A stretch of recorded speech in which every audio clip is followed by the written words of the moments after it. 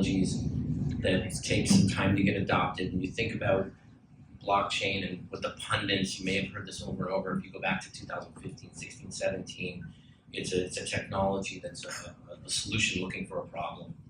And it's probably taken me this long to really, especially we're talking about credit. Credit markets are absolutely massive, as everybody knows.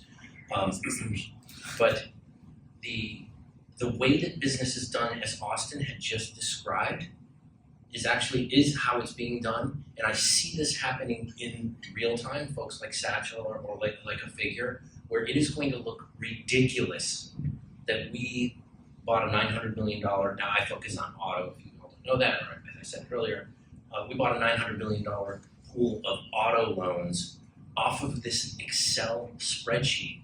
And our technology at Karus is about pricing this credit, which is basically predicting the cash flows.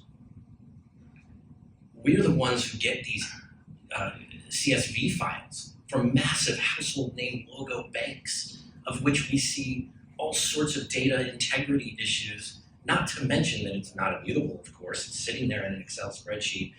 It's hitting me daily how insane that is. And yes, Tricolor, which was the 7th largest subprime lender, it's caused billions in losses. JP Morgan, Barclays, BlackRock, right down the line. If you Google it, it's a great sort of use case as to we have to stop sharing data, and credit really at the end of the day is just data.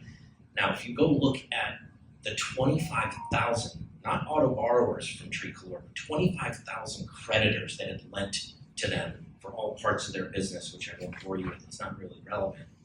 But if you look at all that financing that was happening, that's where you're going to see a litany of those trusted third parties that we all know that blockchain or distributed ledgers are going to be, switching, saying, trust for truth, right? And so those are going to be your custodial firms. And, in this case, it's Wilmington Trust. They just backed out. No other custodial firm will take on these billions of loans. It's all sitting in courts right now. It just happened a few weeks ago.